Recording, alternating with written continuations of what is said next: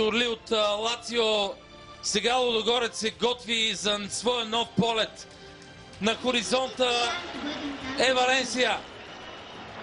Страхотна хореография от весь сектор изправя на крака публиката на националния стадион Васил Левски.